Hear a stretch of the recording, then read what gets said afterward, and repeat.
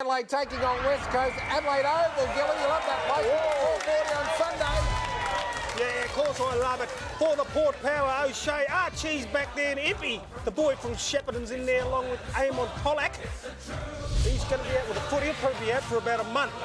Eagles were terrific last week. Hutchins, College, Nelson, they can make some moves. Brother, this game's going to be a lot closer than a lot of people think. And Port Adelaide is dedicating this match to women affected by ovarian cancer. Each day in Australia, 4 women are diagnosed with cancer and 3 will die. Volunteers will be busy outside the ground on Sunday raising funds for Ovarian Cancer Australia. So dig deep, folks, if you're there at that game. Yeah. Now, Chris, Port Adelaide, they've got some great players at the moment that are up and about. Robbie Gray, Boak, Schultz. They're really in very good form at the moment. Look, Robbie Gray, he's just taken over from last year. He's been able to do a lot of good things, and Boak leading like a captain should lead.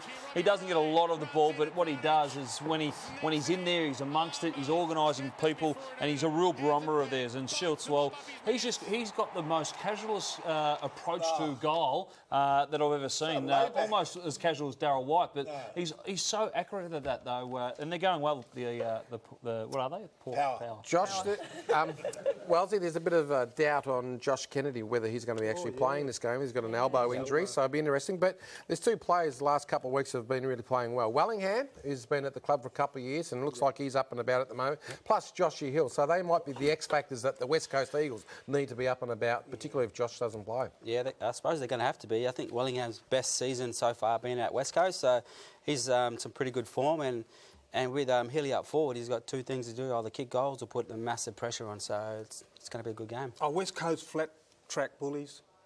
I'm sorry?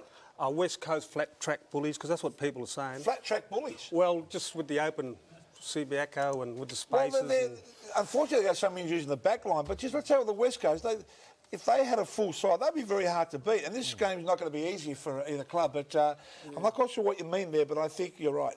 And Joe, what's your take on West Coast? Obviously, they played against the Giants last week and they smashed them. And you know, it's a more of an opposition this week. How do you think they're going to challenge them, and how's the makeup going to be? I'm thinking that Port Adelaide are going to actually win this game. I think they're going to be too strong for them and myself. So Port Adelaide for shout. OK, Dipper, who's your selection? Port Adelaide for Dipper. Chris. Port.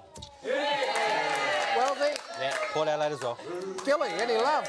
Well, what I said before, West Coast can make a statement this week. They can make a statement, but Port are going too well. OK, Port Power. And Port Adelaide for me too, Gilbert.